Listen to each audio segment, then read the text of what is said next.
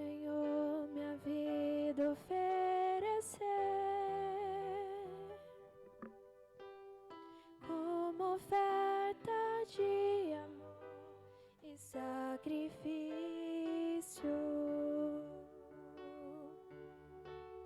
Quero a minha vida a te entregar como oferta viva em teu altar.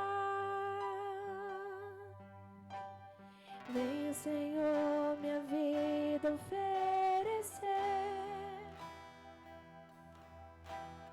como oferta de amor e sacrifício.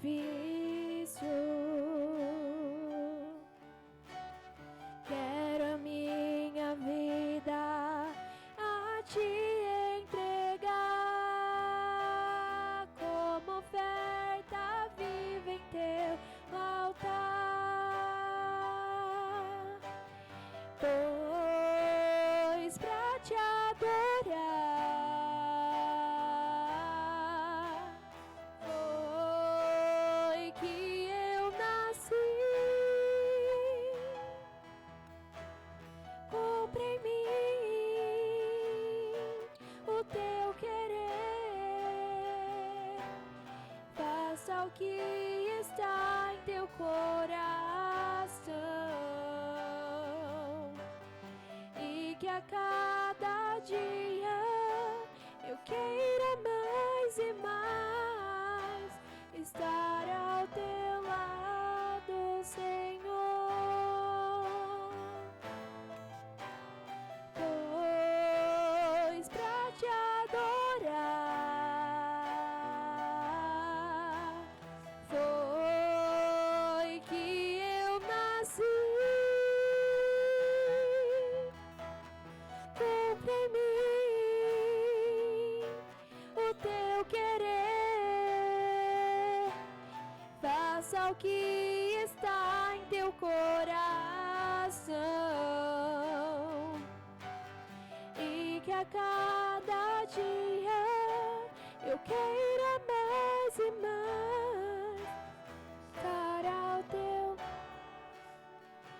estar ao teu lado, estar ao teu lado, Senhor.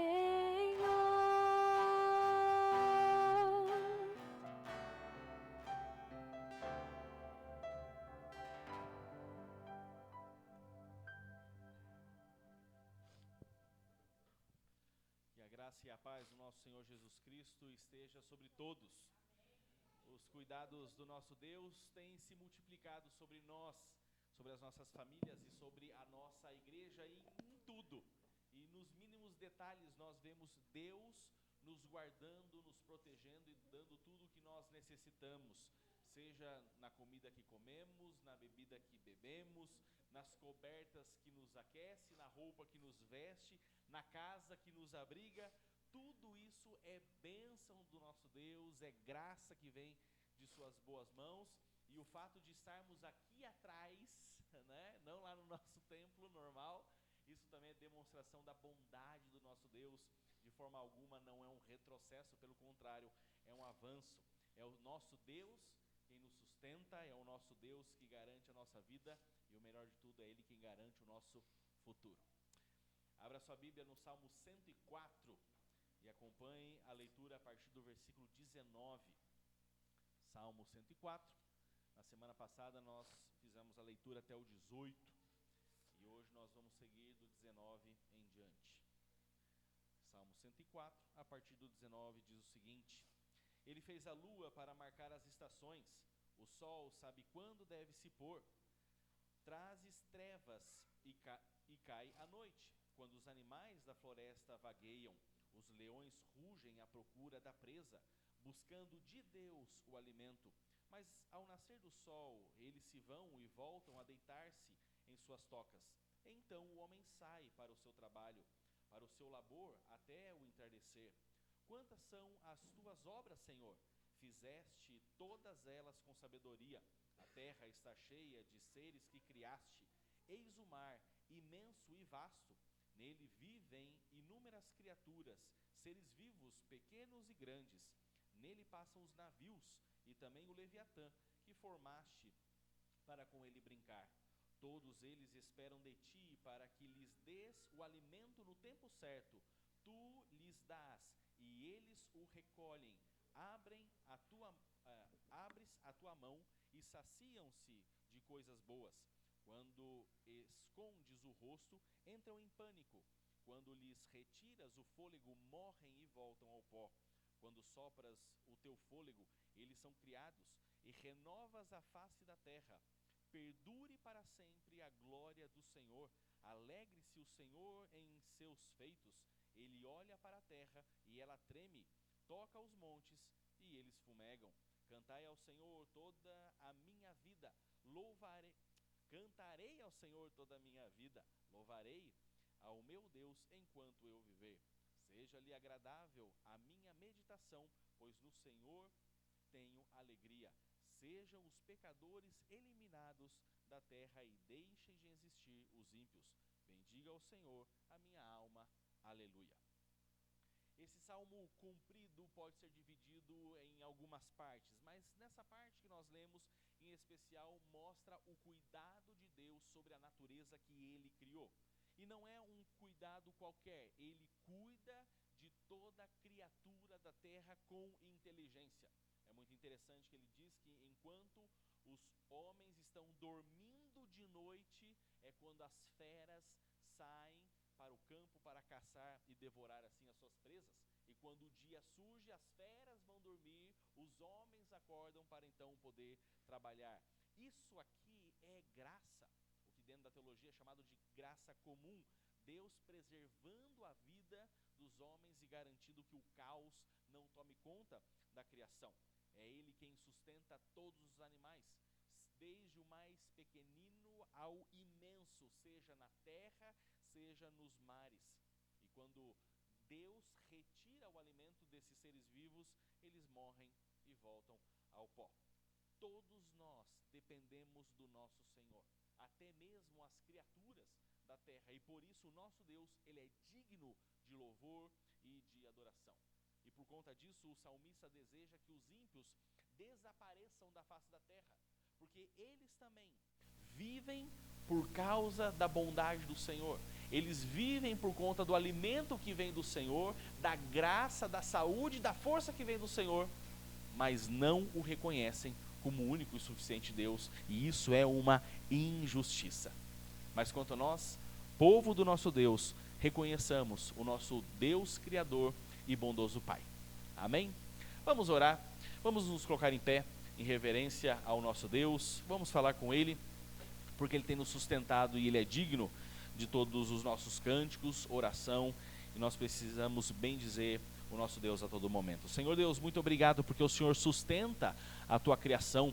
De forma nenhuma o Senhor a criou e a abandonou, mas o Senhor está em todos os detalhes, o Senhor é criativo, nela vemos a Tua inteligência, nela vemos a Tua sabedoria, e por isso, ó Deus, nós queremos Te agradecer. O Senhor é presente, o Senhor não é distante, o Senhor nos dá muito mais do que nós precisamos, muito mais do que merecemos.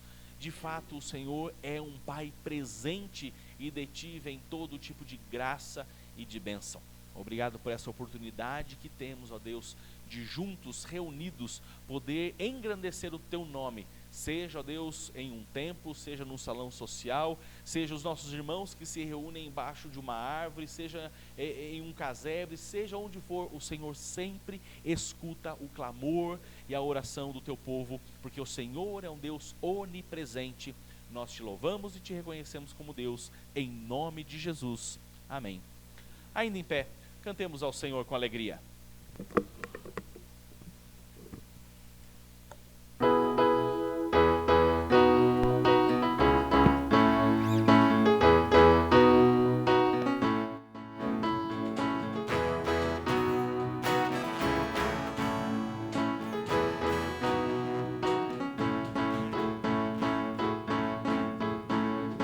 És tu única razão da minha adoração, ó Jesus.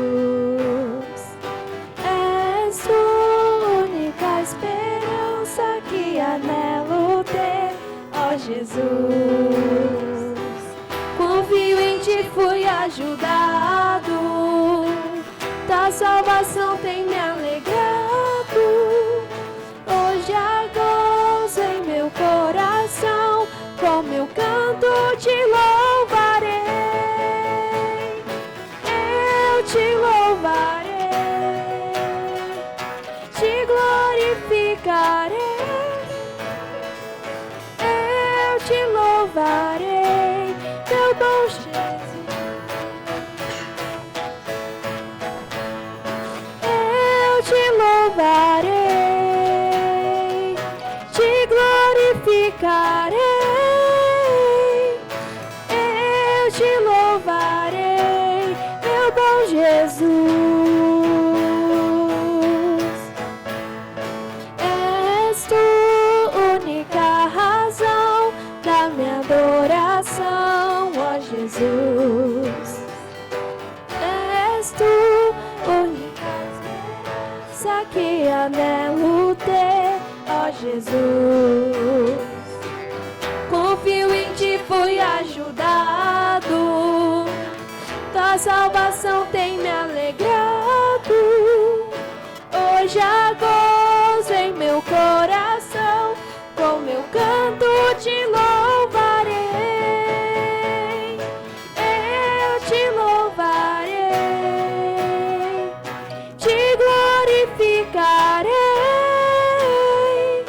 Eu te louvarei, meu bom Jesus. Eu te louvarei, te glorificarei.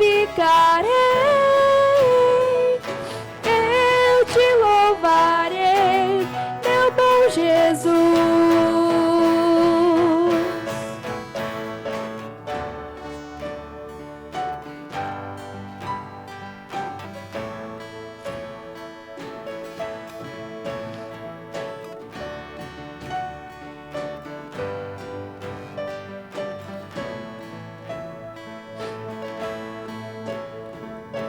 Em todo tempo te louvarei.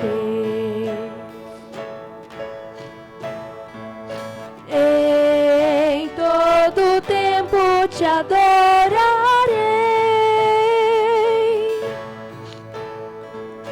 Em todo tempo te louvarei. Em todo tempo te adorarei.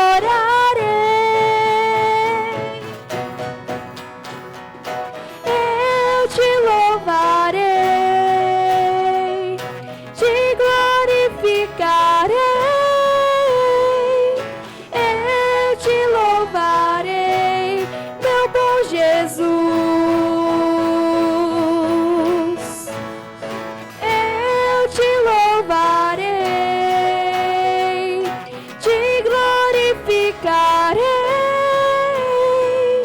Eu te louvarei, meu bom Jesus.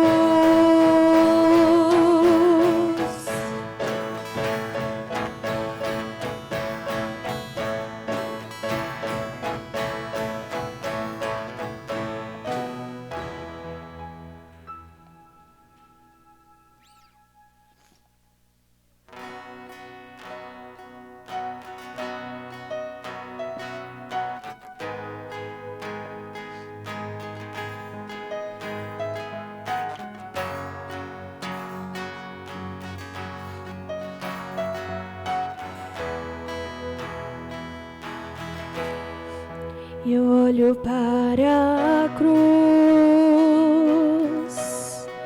e para a cruz eu vou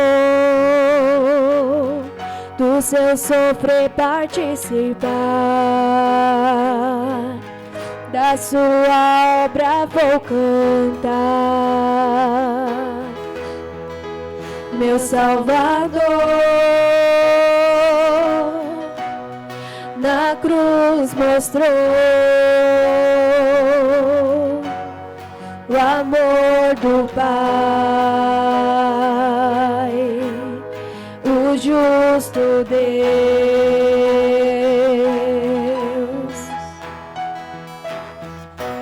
Pela cruz me chamou,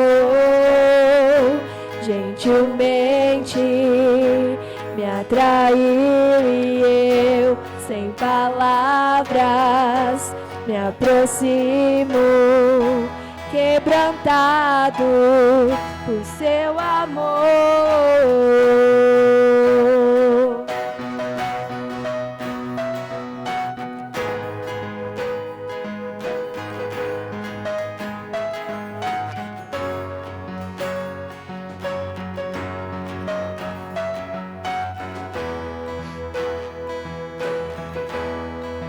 Imerecida vida, de graça recebi, por sua cruz, da morte me livrou, trouxe minha vida. Eu estava condenado, mas agora pela cruz eu fui reconciliado.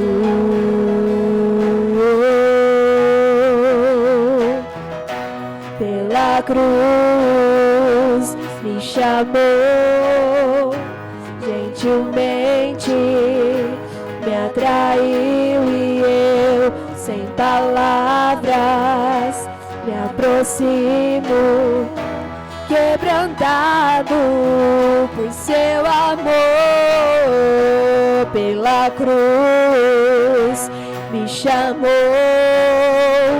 gentilmente me atraiu e eu, sem palavras, me aproximo, quebrantado por seu amor. Impressionante é o seu amor.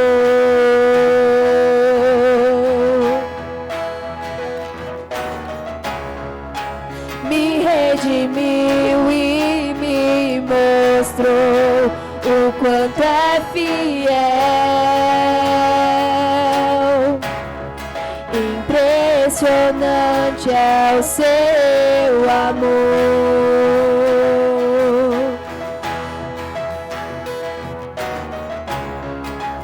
Me redimiu e me mostrou o quanto é fiel. Pela cruz me chamou, gentilmente me atraiu e eu, sem palavras, me aproximo, quebrantado por seu amor. Pela cruz me chamou,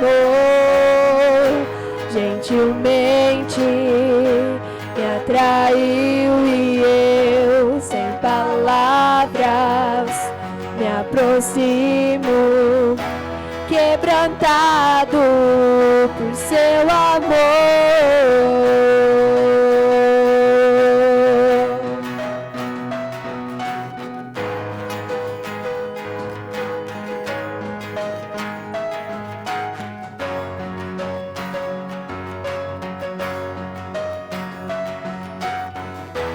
Quebrantado por seu amor.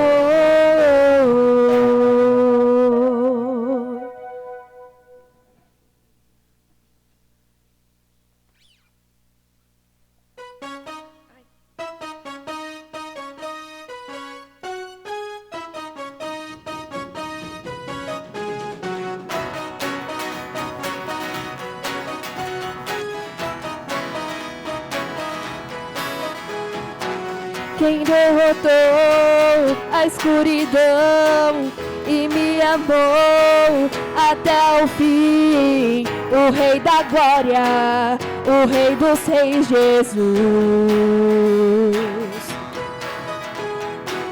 Com sua voz sacode a terra, em sua presença não há palavras. O Rei da Glória, o Rei dos Reis, Jesus. Maravilhosa graça, seu infinito amor tomou o meu lugar e a minha cruz levou, sua vida entregou para me resgatar. Oh, pra sempre eu canto o que fizeste a mim.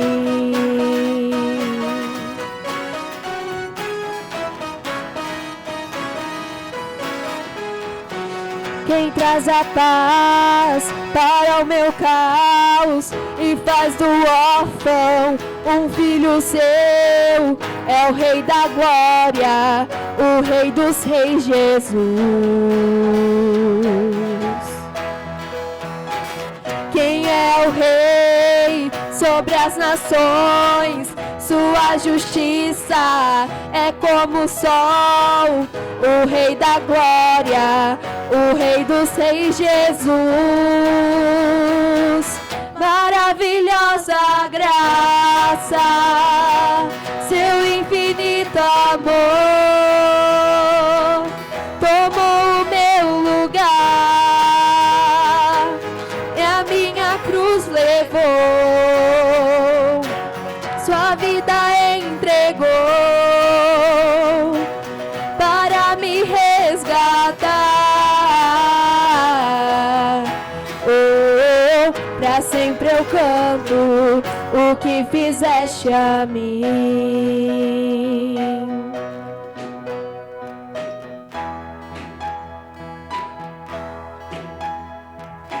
Digno é o Cordeiro de Deus, digno é o Cordeiro que a morte venceu. Digno é o Cordeiro de Deus, digno é o Cordeiro que a morte venceu. Digno é o Cordeiro de Deus, digno é o Cordeiro que a morte venceu. Digno é o Cordeiro de Deus, digno é o Cordeiro que a morte venceu. Digno é o Cordeiro de Deus, digno é o Cordeiro que a morte venceu.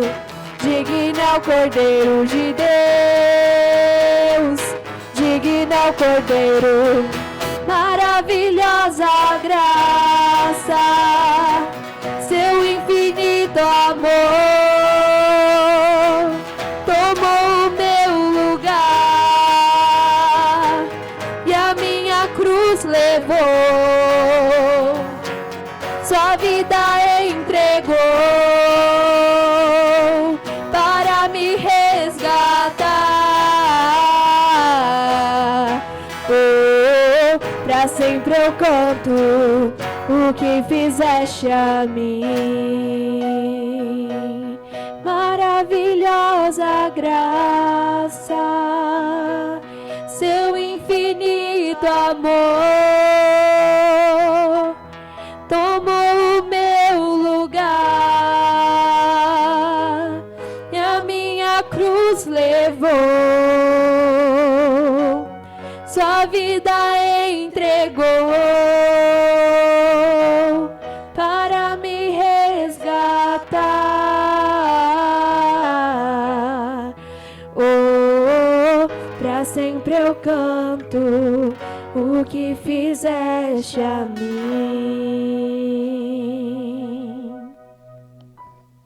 Amém. A igreja pode tomar assento.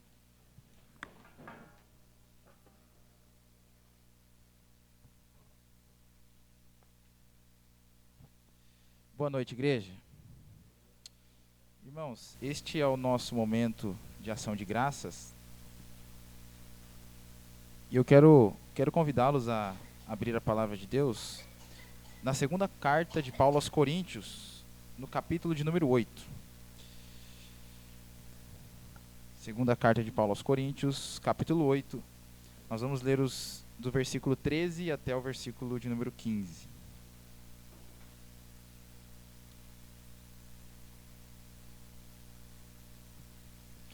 Amém? Diz assim o texto: não que sua contribuição deva facilitar a vida dos outros e dificultar a de vocês. Quero dizer apenas que deve haver igualdade. No momento, vocês têm fartura e podem ajudar os que passam por necessidades. Em outra ocasião, eles terão fartura e poderão compartilhar com vocês quando for necessário. Assim haverá igualdade. Como dizem as Escrituras: para aqueles que muitos recolheram, nada sobrou, e para aqueles que pouco recolheram, nada faltou. Até aqui. Irmãos, aqui no texto, o apóstolo Paulo está encorajando a igreja ali em Corinto que contribuísse com as ofertas. E é muito interessante a maneira como que Paulo explica isso para eles, não é? Talvez alguém ali naquela igreja poderia pensar: poxa, eu estou trabalhando, estou dando duro, suando a camisa para que algumas pessoas tenham recursos e eles não precisem trabalhar, não é? Paulo, inspirado pelo Espírito, ele já antecipa essa possível questão que poderia ser levantada, e ele explica aqui. A ideia não é que essas ofertas deixassem alguns mais ricos em detrimento de outros. Não. A ideia é que houvesse igualdade, que não houvesse necessidade no meio da igreja. E é interessante que Paulo cita um exemplo. Ele cita o episódio que aconteceu com os filhos de Israel quando eles estavam no Egito. Perdão, quando eles estavam no deserto, não é? E o que aconteceu? Deus, pela sua providência, fez cair o maná do céu para que eles tivessem suprimentos. Êxodo 16:18 diz o seguinte: contudo, quando mediram, cada um tinha o suficiente. Não sobrou alimento para os que recolheram mais, nem faltou para os que recolheram menos. Cada família recolheu exatamente a quantidade necessária. Portanto, o que Paulo ensina e instrui a igreja não é que uns tenham mais e outros tenham menos, mas é a ideia que todos tenham aquilo que é a medida necessária para o seu próprio sustento. Então, esse é o espírito que Paulo deseja que nós tenhamos quando nós pensamos nas ofertas. Antes de nós cantarmos o hino, eu vou passar a palavra ao pastor, ele vai ter um recado especial para nós. Meus irmãos, o momento de ação de graças é um momento que nós agradecemos ao nosso Deus por tudo o que Ele tem feito. E o momento de dizimar e ofertar é feito neste momento de ação de graças, justamente para, com uma ação, né, prática, nós demonstremos a nossa gratidão ao nosso Senhor. O recolhimento de dízimos e ofertas é uma prática desde o Antigo Testamento, uma prática das igrejas do Novo Testamento.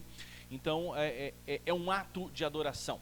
E nós estamos vivendo uma época muito especial da nossa igreja, onde nós estamos realizando um sonho como igreja, uma necessidade, que é a instalação do nosso forro. E é um desafio, como os irmãos têm acompanhado, porque nós fechamos o contrato com até então um pouquinho mais de 50% do orçamento. Por isso, eu mandei uma mensagem ao longo aí da semana para os irmãos virem preparados, e no vídeo eu tratava desse desafio de, ao longo dessa semana, e em especial hoje, nós levantarmos uma oferta especial para a construção e a finalização do forro da igreja. Então, essa oferta, ela será destinada especificamente para o forro. Então você tem aí nos bancos esse papelzinho branco, que deve ser da construção anterior, né? Oferta de amor pró-construção. Então, tudo a ver. Isso aqui não significa que vai substituir o seu dízimo, tá? O ideal é que você mantenha o dízimo para as despesas normais da casa aqui do Senhor. Isso aqui seja uma oferta extra, especificamente para a ajuda do forro. Ok, meus irmãos? Isso aqui não é para mim, isso aqui não é para o conselho da igreja, é para a glória do nosso Senhor Deus e para que Ele tenha um louvor e uma adoração melhor, porque Ele é digno, ok? Então, todo o dinheiro que for colocado, toda oferta que for colocado nesse envelope branco, irá especificamente para o forro, mas fica a minha orientação de você não trocar o seu dízimo, por isso é uma oferta extra, ok, meus queridos? Vamos nos colocar em pé. Caso você queira participar mais efetivamente da campanha do forro, converse depois com o Tiago e acerte com ele o valor, o quanto você e sua família têm no coração que pode contribuir além dessa oferta daqui, ok? Cantemos ao nosso Deus então.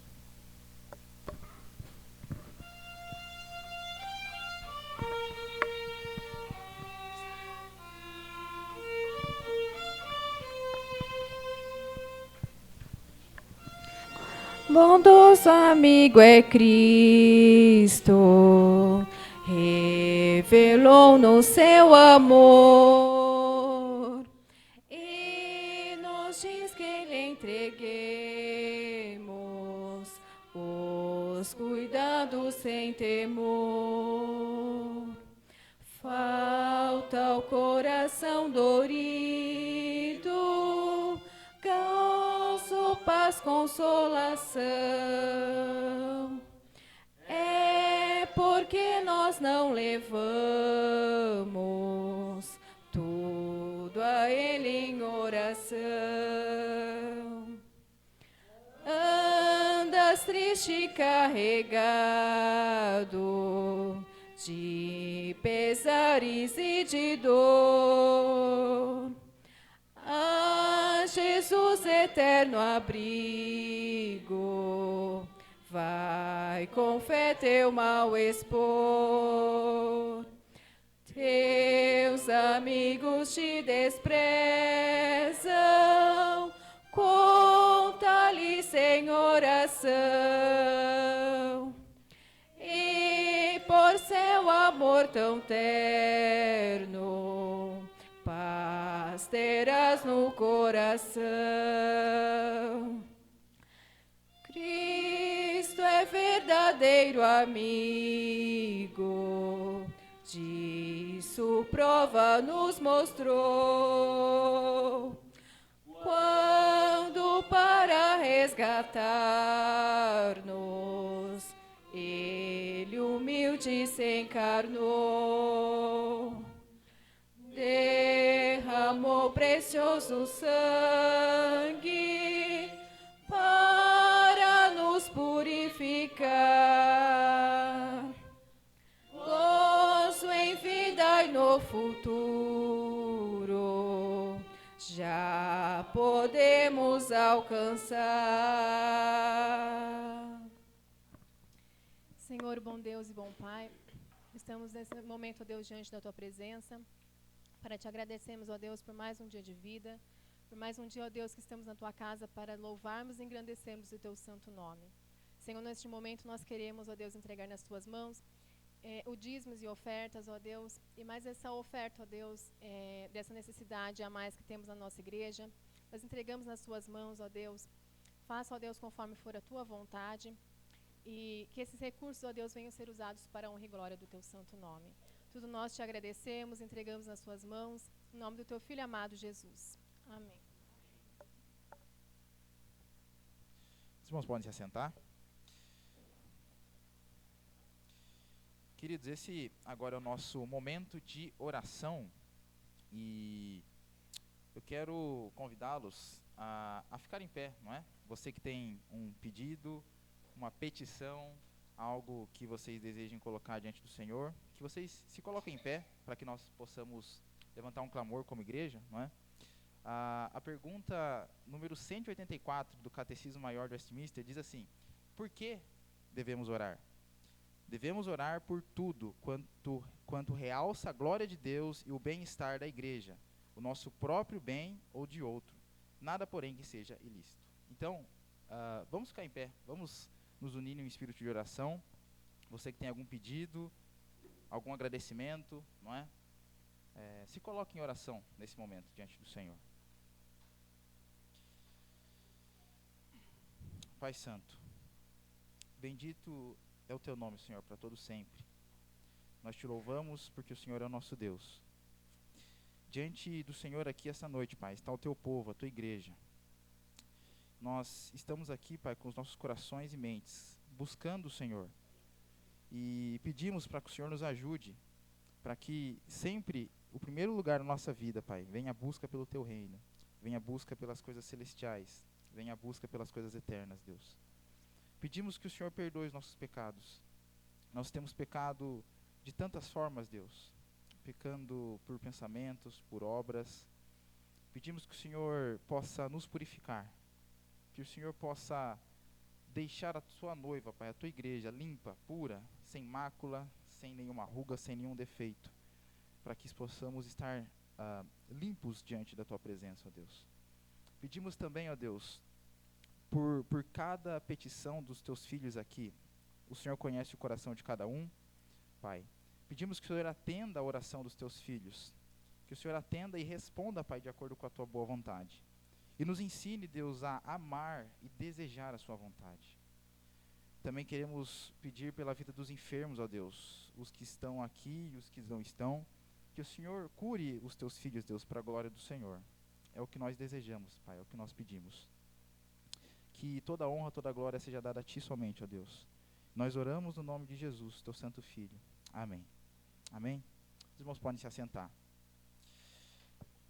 Agora vamos estar chamando as nossas crianças aqui à frente, vamos orar pela vida delas, para que elas possam ir para a sala.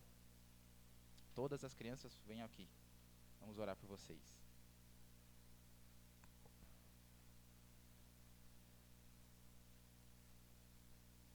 Vou pedir para que a irmã Célia ore pelas nossas crianças.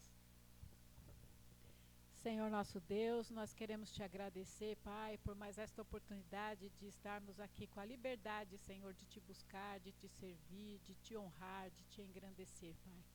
E agora, Senhor, eu quero apresentar a vida dessas crianças nas tuas mãos.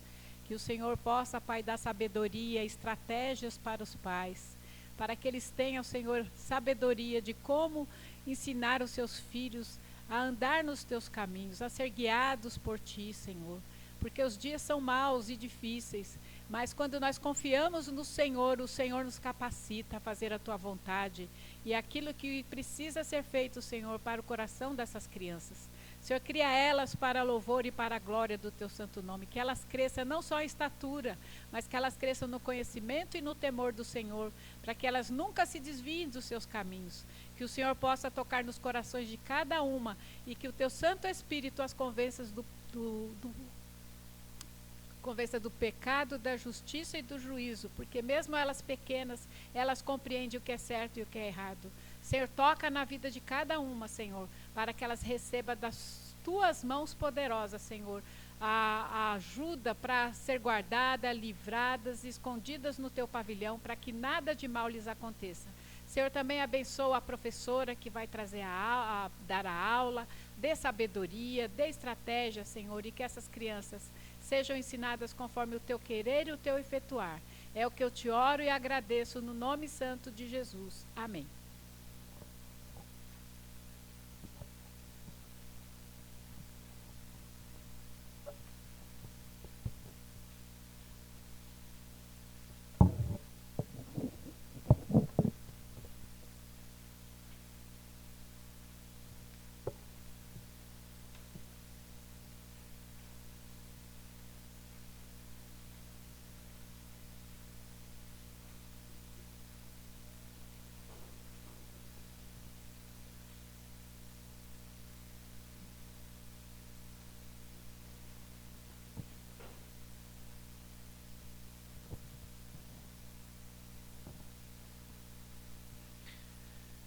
Muito bem, meus irmãos, como foi comentado no grupo da igreja, hoje nós vamos começar uma nova série, cujo título é Mãos à Obra, construindo o que verdadeiramente importa, não é? E o primeiro desafio aqui nessa série é achar o livro correspondente, que é o livro de Ageu, ok? Então abra sua Bíblia no livro do profeta Ageu.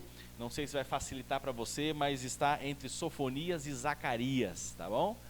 É o tipo de livro que tudo bem, você pode olhar no índice, dessa vez pelo menos ninguém vai te julgar. É um livro difícil de achar porque ele é bem pequenininho, tem apenas 2 capítulos, Ageu, mas é muito rico, muito interessante. E antes de ler propriamente o texto, e hoje eu quero ler do 1 até o versículo 11, é importante que nós pensemos e falemos um pouco sobre o contexto histórico desse livro, para assim você se localizar, assim você se ambientalizar no que diz respeito à história desse livro. Queridos, a história aqui diz respeito ao ano 538, logicamente antes de Cristo. Toda a data que eu mencionar aqui é tudo antes de Cristo. No ano 538 a.C., o rei Sírio da Pérsia promulgou um decreto que permitia que todos os judeus exilados lá na Babilônia pudessem então retornar para a Terra Prometida, retornar para Jerusalém e reconstruir o templo. Se você ler a história de Neemias, é a reconstrução dos muros. Aqui nós estamos falando da reconstrução do templo. E esse pessoal, em torno de 50 mil judeus, liderados pelo governador Zorobabel, recebem essa missão de reconstruir a casa do Senhor. E por 2 anos eles se lançam a essa reforma, e depois desses 2 anos eles conseguem pelo menos terminar os fundamentos, né? Estava muito destruído. 2 anos de construção terminaram basicamente a base do templo, e eles estavam felizes. Esse aqui basicamente era o projeto Capela do século 6 a.C., não é? Quem não está familiarizado, o projeto Capela é um tipo de financiamento e ajuda que a igreja presbiteriana dá para as igrejas e congregações que querem construir o seu próprio templo. E aqui nós temos então um certo aspecto, o projeto Capela do século 6 a.C. Mas aqui os judeus tiveram um sério problema. Os samaritanos não gostaram nada de ver a reconstrução do templo, principalmente em um território judeu. Eles sabiam que isso implicaria em problemas tanto políticos como religiosos. O impacto seria enorme na mentalidade e na ideia dos samaritanos. E tanto eles fizeram, tanto eles reclamaram, que a obra foi paralisada. E o templo ficou assim, incompleto, em ruínas. E a obra ficou parada até o ano 522.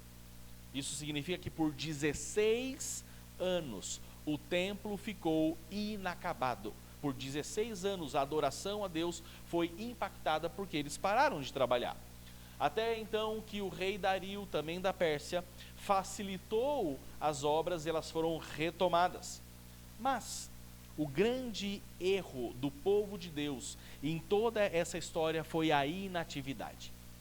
Eles simplesmente pararam.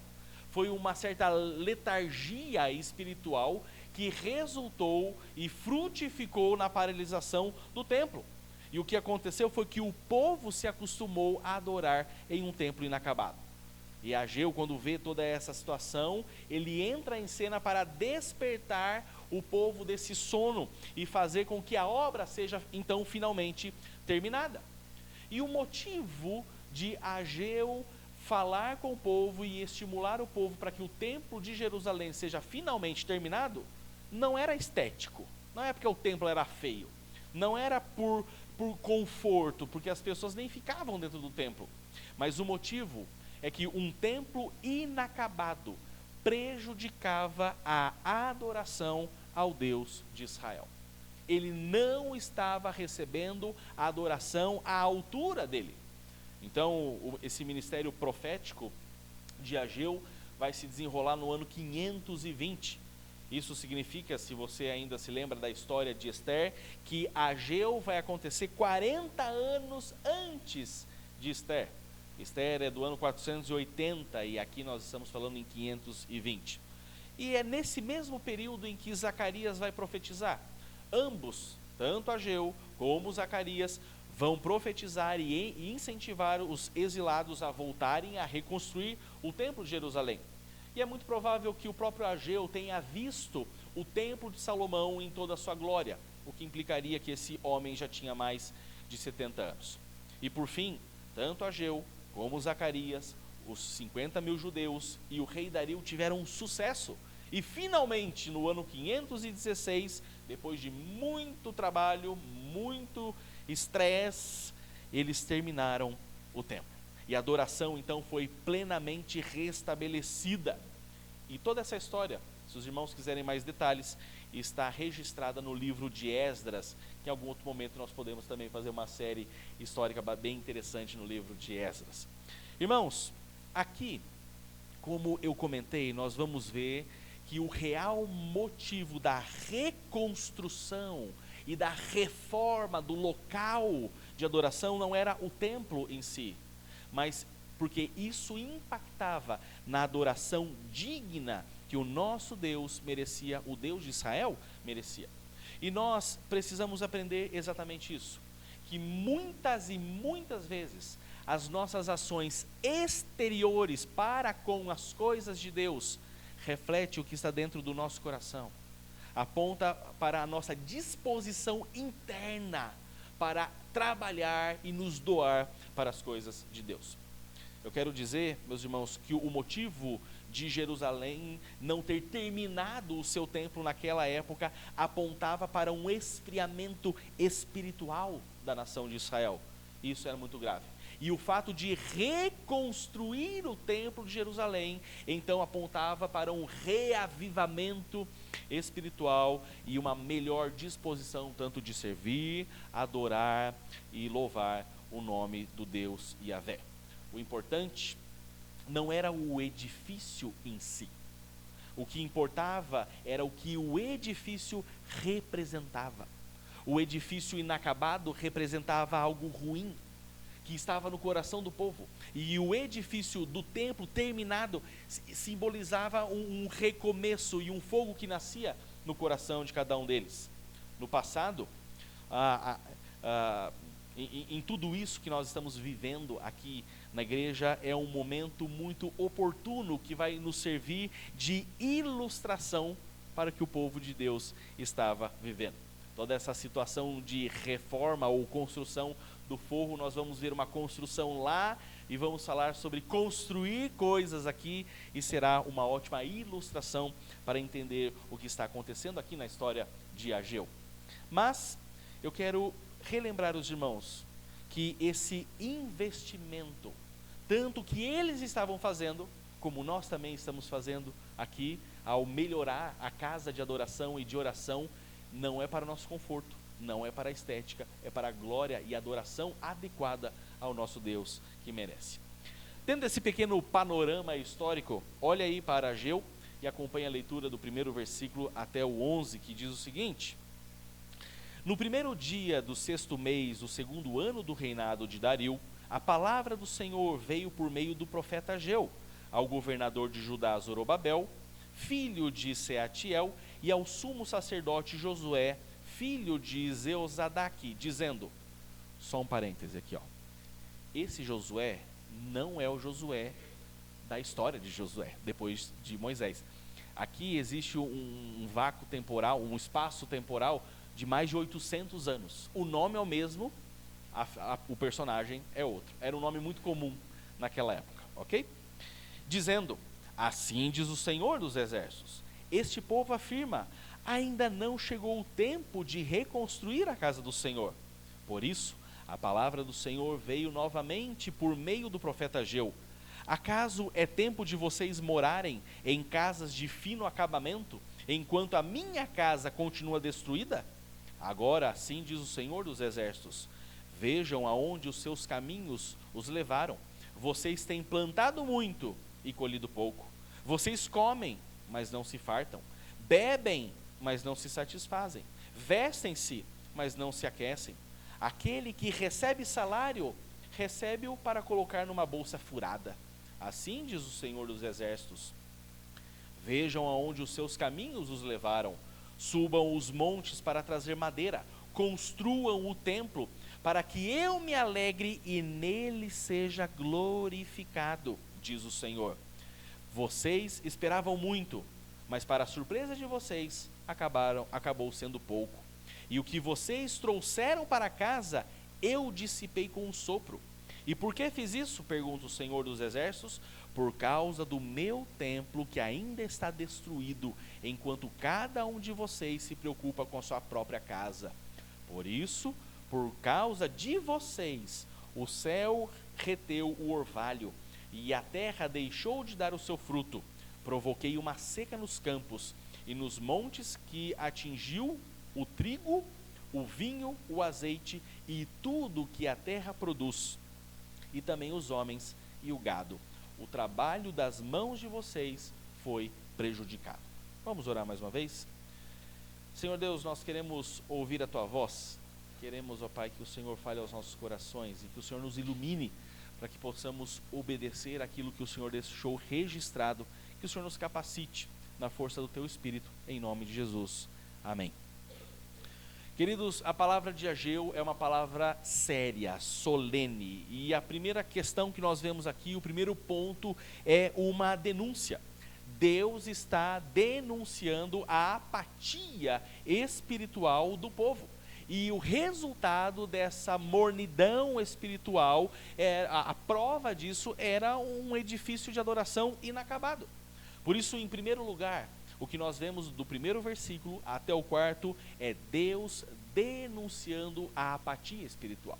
É Deus denunciando essa indiferença, essa falta de interesse, essa falta de entusiasmo. Tanto é que ele vai dizer no versículo 2, que a desculpa das pessoas: ainda não chegou o tempo de reconstruir a casa do Senhor. Era isso que o povo dizia, e era uma desculpa esfarrapada. Não, gente, não vamos reformar o templo de Jerusalém, não. Não é o momento, nós estamos focados em outra coisa, nós temos outros projetos, não é? Nós temos outras prioridades. E o mais triste, isso aconteceu lá e acontece em qualquer realidade, é que quanto mais o tempo passa, quanto mais os anos passam, os projetos, os sonhos, as ideias, elas vão envelhecendo, e para colocar essa engrenagem de novo para rodar, custa muito e é muito difícil. Ou porque as pessoas, elas se acostumam a ficar do jeito que está, ou porque elas criticam por criticar, ou porque são temerosas, ou elas têm, medo de que não vai dar certo, fora as reclamações. E sempre todo tipo de reforma atrai aquele tipo de gente que gosta de palpitar, mas que ajuda, que é bom, não dá. É ou não é? E essa era a situação, tanto que os samaritanos reclamaram que a obra parou. E é incrível aqui, como certas vezes nós ouvimos esse tipo de frase desmotivacional. Nossa, sério mesmo que vocês querem fazer isso aí? Nós já tentamos isso 1, 2, 3 vezes. Ixi, construção, reforma, melhoria, isso aí é bucha, só dá dor de cabeça. Há 10 anos atrás nós tentamos. Todas essas frases e conceitos pesarosos desanimam. E é ruim porque para uma palavra de desânimo, muitas vezes nós precisamos de umas 30, é ou não é? Para corrigir todo esse desânimo. Mas como crer? Aqui o povo pensando, e Ageu dizendo, como crer que não é o momento de reconstruir o templo, se Deus está abençoando e movendo o coração do rei, dando permissão? Como que o povo deveria entender que não era o momento de reconstruir o templo, se o próprio rei estava financiando?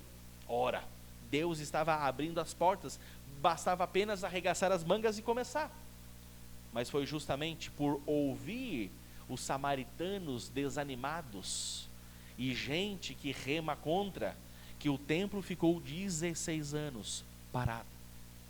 16 anos de inatividade sacerdotal, 16 anos com o povo não se consagrando, 16 anos quando a aprendizagem do povo foi prejudicada.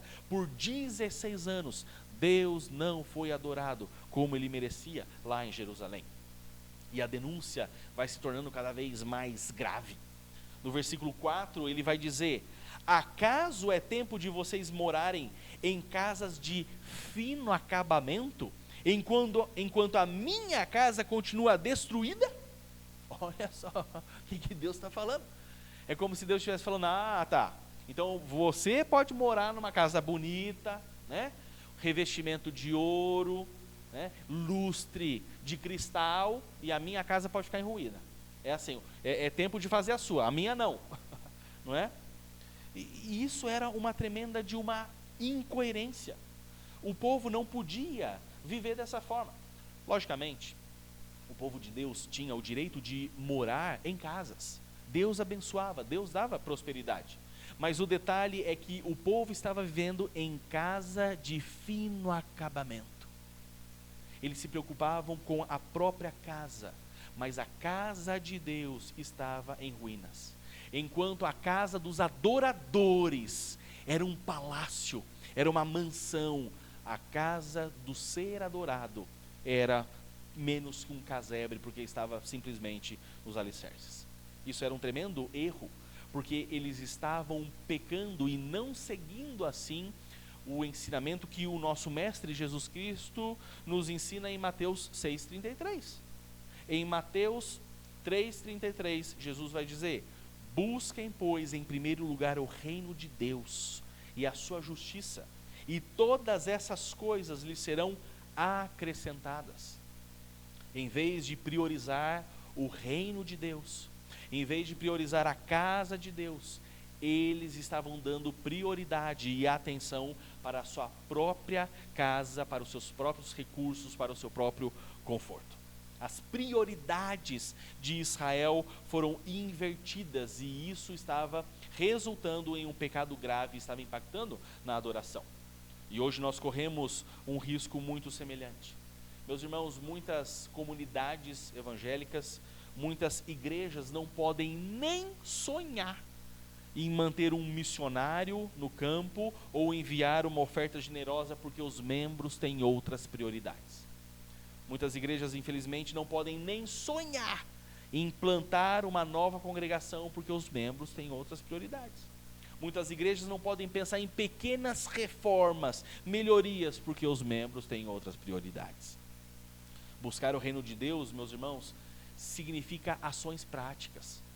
Buscar o reino de Deus significa que você vai agir de acordo e vai empenhar a sua vida, o seu viver em prol do reino, com os seus recursos e os seus bens. Provérbios 3, 9 e 10 vai nos ensinar: honre o Senhor com todos os seus recursos e com os seus primeiros frutos de todas as suas plantações.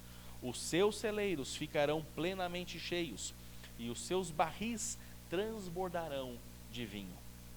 Quando nós colocamos Deus em primeiro lugar e quando nós lhe entregamos o que lhe é de direito, nós somos enriquecidos, em primeiro lugar, espiritualmente falando. Nós somos enriquecidos. Claro que Deus pode nos enriquecer economicamente, porque Ele é dono do ouro e da prata. Mas o enriquecimento espiritual vai acontecer quando nós o honramos, porque Ele é bom.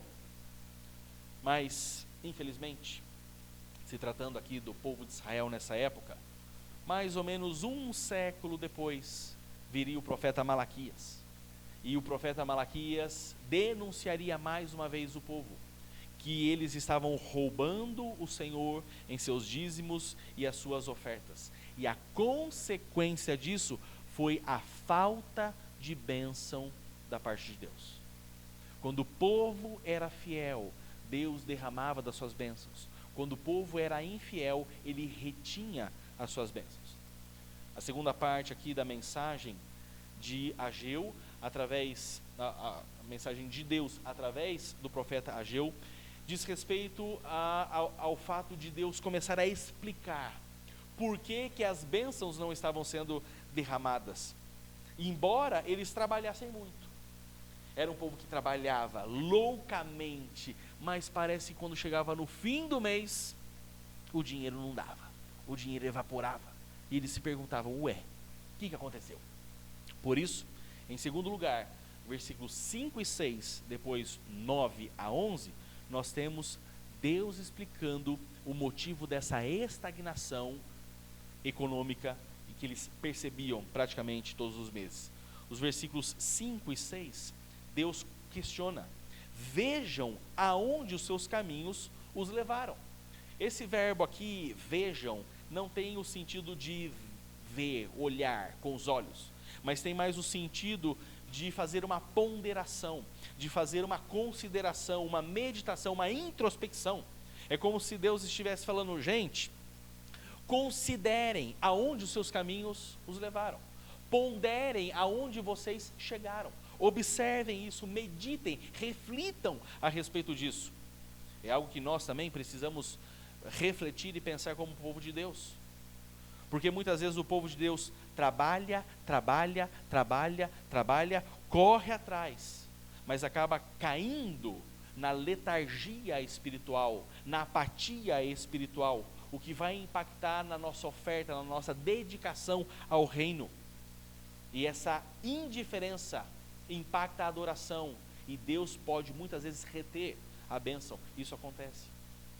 Será que nós não estamos estagnados em algumas áreas de nossa vida por conta da nossa infidelidade para com a obra de Deus? Observem aí o versículo 6, diz assim: vocês têm plantado muito, olha a hora extra aqui, ó, né? Olha a jornada dobrada, e colhido pouco. Vocês comem, mas não se fartam, bebem, mas não se saciam, vestem-se, mas não se aquecem. Aquele que recebe salário, recebe-o para colocar numa bolsa furada. Queridos, a aliança mosaica era bem matemático a coisa, né? Quando o povo era fiel, Deus derramava de suas bênçãos. Quando o povo era infiel, vinha muitas consequências. Quando o povo era fiel, havia paz, tranquilidade e prosperidade. Quando o povo era infiel, Deus retirava tudo isso e dava muita confusão. É o que nós observamos, por exemplo, em Levítico 26, 18 em diante. Olha que interessante. Levítico 26, 18 até o 20, que ele vai dizer: se depois de tudo vocês não me ouvirem, eu os castigarei 7 vezes mais pelos seus pecados, e lhes quebrarei o orgulho rebelde, e farei que o céu sobre vocês fique como ferro, e a terra de vocês fique como bronze. No sentido de que não vai chover e a terra não vai produzir. A força de vocês será gasta em vão, porque a terra não lhes dará colheita, nem as árvores da terra lhes darão fruto. E é exatamente isso o que o povo no tempo de Ageu está experimentando. Eles semeavam muito, colhiam pouco. Eles buscavam comida, mas eles não se sentiam satisfeitos. Eles usavam roupas, mas parecia que não estavam agasalhados, não aquecia. Parece que a renda que eles tinham não cobria as despesas. E quanto mais eles gastavam, ou melhor, quanto mais eles ganhavam, mais despesas eles tinham, como se a carteira deles tivesse um buraco por onde as moedinhas vazavam. E o motivo dessa estagnação, dessa falta de prosperidade, Deus vai dizer, dos versículos 9 a 11, vocês esperavam muito, mas agora tem pouco. Tudo que vocês trouxeram para casa, eu dissipei com o sopro. E sabe por que eu fiz isso? Porque o meu templo está destruído. Eu fiz isso porque a minha adoração está paralisada por conta de vocês. 10, por causa de vocês, o céu reteve o orvalho, a terra deixou de dar frutos, e eu provoquei até mesmo seca, que atingiu o trigo, o vinho e o azeite, de forma que todo o trabalho da mão de vocês foi prejudicado. Esse foi o motivo da falta de prosperidade do povo. Esse foi o motivo que Deus tirou a terra que tanto produzia. Por causa da infidelidade, era a ação do Senhor.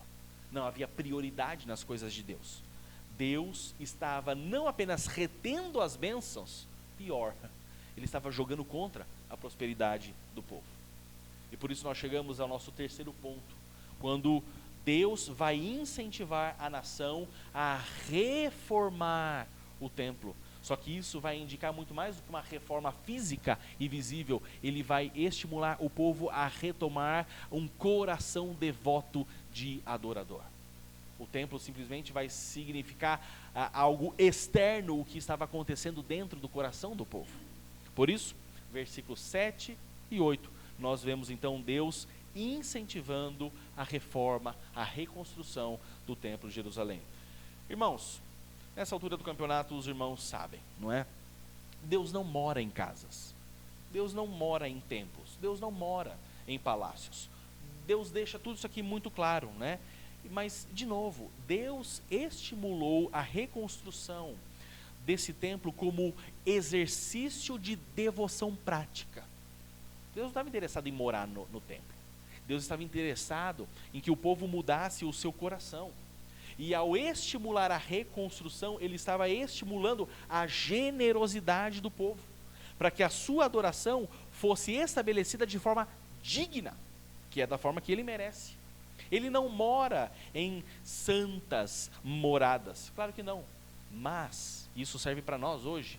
A maneira como nós cuidamos e administramos o nosso local de adoração reflete as nossas prioridades espirituais. A forma que nós cuidamos e administramos do local de adoração reflete o que nós priorizamos no que diz respeito às coisas espirituais. E principalmente, como está o nosso amor ao nosso Deus. Observem aí como é interessante a expressão que se repete no versículo 7. Vejam aonde os seus caminhos os levaram. Ele já disse isso lá no verso 5.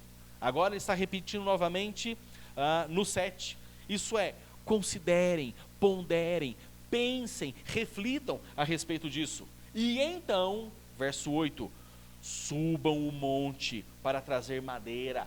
Não havia madeira. Quando destruíram o templo, tudo foi queimado. No máximo havia algumas pedras por ali, mas madeira já não havia mais. Construam o templo para que eu me alegre e nele seja glorificado. Esse é o ponto, meus irmãos. Esse é o cerne da questão.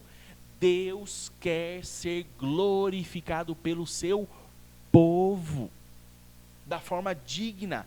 E meus irmãos, isso eu já disse aqui também, esse é o nosso negócio, esse é o nosso propósito, a glória de Deus. Glorificar, honrar e bendizer o nosso bondoso Deus. E Ele merece o melhor. Ele merece tudo de melhor que nós podemos oferecer. Não é? Deus nunca vai exigir de nós o que nós não podemos dar. Ele vai exigir de nós o que está ao nosso alcance. Queridos, o nosso Deus é um Deus de excelência. Ele ama a excelência. Ele é santo, santo, santo. Não há imperfeições nele. Tanto é que Jesus Cristo fez um trabalho excelente. Ele deu até a última gota de seu sangue na obra que Deus lhe incumbiu. Imagina só se ele tivesse feito uma obra incompleta. Ele não fez. Ele foi até o final. Mas quando nós, então, da forma correta, buscamos o reino de Deus, nós estamos fazendo aquilo que fomos feitos para fazer. Nós estamos buscando as coisas do alto. E isso precisa significar em coisas visuais, refletir no ambiente onde nós estamos vivendo. É muito legal, muito bonito de ler, quando Paulo, lá em Filipenses 2:20, fala sobre Timóteo. E lá ele fala o seguinte: não tenho ninguém como ele, esse ele aqui é Timóteo, que tenha interesse sincero pelo bem-estar de vocês, pois todos buscam os seus próprios interesses e não os de Jesus Cristo. Nós precisamos desse coração, um coração que busca os interesses de Jesus Cristo, do reino, da glória do nosso Pai. Por vezes, muitos crentes, e crentes verdadeiros, gente boa, né? Trabalha, se esforça, né? E fazendo isso acha que vai trazer prosperidade para si. Mas nisso podem escorregar no erro do pecado de priorizar tanto o próprio trabalho e a própria prosperidade e conforto, que pecam deixando o reino de Deus de lado para correr atrás dos sonhos, do conforto, do projeto de vida, e para dar uma ajudinha a mais, só negam o dízimo, a oferta e até muitas vezes a presença aqui, na adoração do nosso Deus, porque precisa ganhar um troquinho a mais. Só que esses irmãos se esquecem que quem abençoa e dá prosperidade é o próprio Deus. E ao reter a generosidade, Deus, e a pessoa corre esse risco, a pessoa corre o risco de Deus reter as bênçãos e todo o esforço ser em vão. Isso pode acontecer. Não estou falando que vai acontecer. Estou falando que pode acontecer. Sabe, irmãos, porque quem confia no Senhor e é fiel em suas ofertas, é fiel nos seus dízimos, justamente está fazendo um exercício de confiança no Senhor. Dizimar e ofertar, além de ser uma obrigação dos membros dessa igreja, no sustento ministerial, no sustento dessa casa, também é um exercício de fé. E como todo exercício, quanto mais você pratica, mais forte você fica. Tem gente que se mata de trabalhar e na maioria das vezes é para não suprir necessidade, porque Deus supre as necessidades. Tem muita gente se matando de trabalhar para o extra, para o luxo.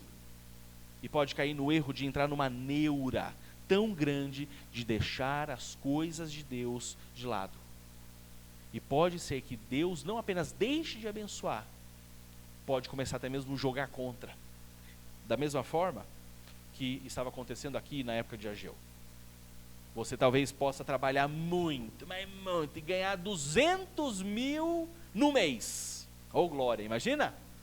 Mas é quando você chega em casa, cansado, depois de tanto trabalhar, você olha para o seu filho pequeno e ele faz assim, ó. Já era. A farmácia, o endereço da farmácia já vem na sua cabeça, né? Depois de tanto esforço, tanto ralar, você entra no seu carro, põe a chave, vira, painel nem acende, né? Depois de tanto esforço, tanto ralar, de repente o WhatsApp pisca, é aquele credor que você achou que já tinha morrido, que tinha esquecido do assunto, te perdoado, deixado para lá, e ele só manda, e aí sumido, não é? Pode acontecer, pode acontecer. Todo o esforço de vocês escorrerem entre os seus dedos, tudo isso pode acontecer. Meus irmãos, quando nós queremos focar demais no nosso castelinho de cartas, em detrimento do reino de Deus, deixando o reino de Deus de lado, Deus sempre tem um ventinho para bater no seu castelinho de cartas. Quando nós queremos focar demais em construir o nosso castelinho de areia, Deus sempre tem uma ondinha para derrubar. Aí você se pergunta, meu Deus do céu, o que está acontecendo? Para onde foi o meu dinheiro? Pode ser um ajuste que Deus está fazendo, não só no seu bolso, mas principalmente no seu coração. Mas por que isso acontece? Porque Deus é mau? Claro que não. Deus é um Pai amoroso. E por justamente ser um Pai amoroso, Ele jamais vai permitir que um outro Senhor, um outro Deus, concorra com Ele dentro do seu coração. Meus irmãos, Deus é generoso. O próprio Deus deu seu Filho unigênito para morrer numa cruz por nós. Como achar que o nosso Deus é egoísta? Se Ele deu tudo que tinha, Ele deu o próprio Filho. Deus é generoso, Ele dá muito mais do que nós necessitamos. E quanto mais nós somos generosos, mais Ele devolve generosidade, mais Ele concede, para que assim nós possamos ser generosos. É o que nos ensina 2 Coríntios 9:11, quando nos diz, vocês serão enriquecidos de todas as formas, para que possam ser generosos em qualquer situação, e por nosso intermédio, a sua generosidade resulte em ação de graças. Meus irmãos, Deus ama a generosidade. E a quem mais dá, Deus mais devolve. Ele abençoa o coração doador. Ele enriquece o coração doador. O quanto nós demonstramos de interesse pela casa de Deus, o quanto nós demonstramos de interesse pelas coisas de Deus, demonstra o estado do nosso coração. É o que eu disse no início. Como nós administramos o externo, reflete como está aqui dentro. Se em primeiro lugar vem o reino de Deus ou não. Jesus disse que onde estiver o nosso tesouro, ali estará o nosso coração. Quer saber onde está o seu coração?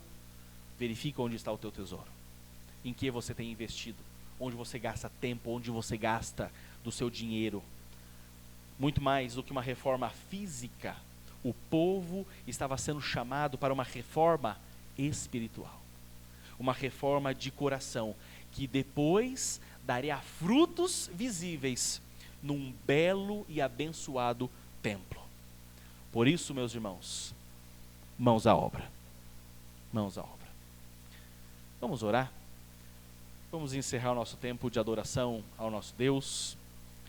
Vamos nos colocar em pé e terminar o nosso culto cantando mais uma vez.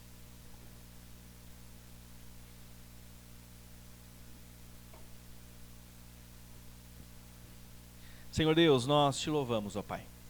Nós te bendizemos porque o Senhor nos deu tudo. O Senhor nos deu a vida. O Senhor preserva a nossa vida. O Senhor nos deu a salvação em Cristo Jesus. Senhor Jesus, o Senhor se fez homem, o Senhor se fez um bebê. O Senhor deixou a sua glória e se fez pobre, humilde, ó Deus.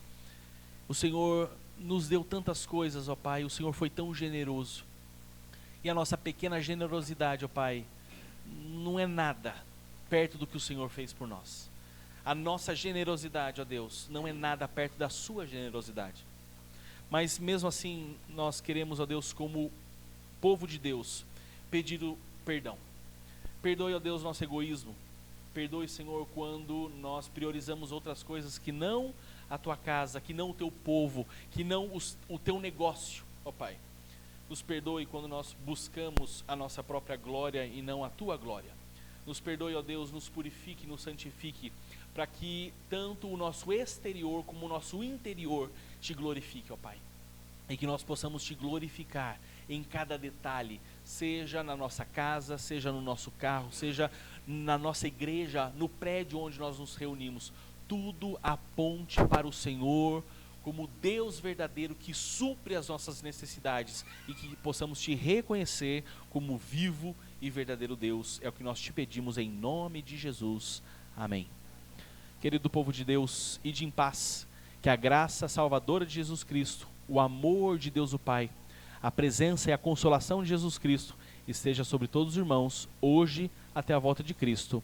Amém. Ainda em pé, cantemos ao nosso Deus.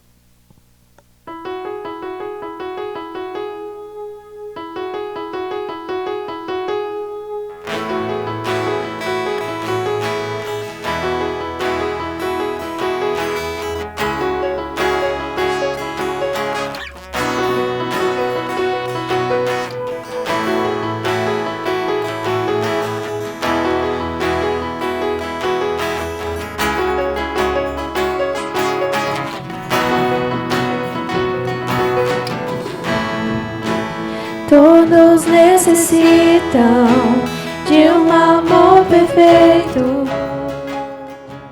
perdão e compaixão. Todos necessitam de graça e esperança, de um Deus que salva.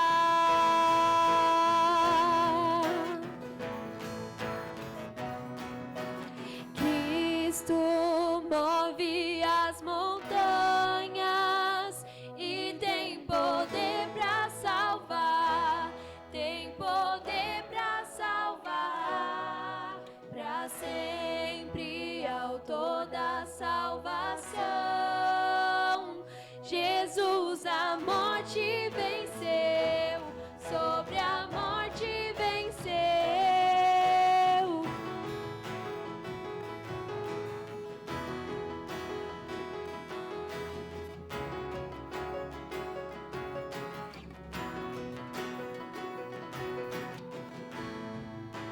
Aceitas com os meus medos, falhas e temores. Enche o meu viver, a minha vida entrego pra seguir teus passos. A ti me rendo.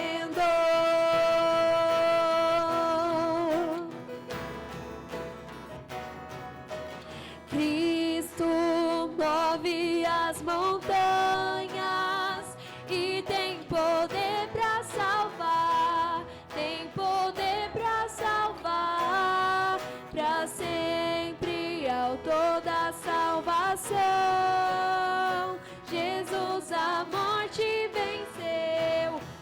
sobre a morte venceu. Cristo move as montanhas e tem poder para salvar. Tem poder para salvar para sempre. É o autor da salvação. Jesus a morte venceu. Sobre a morte venceu.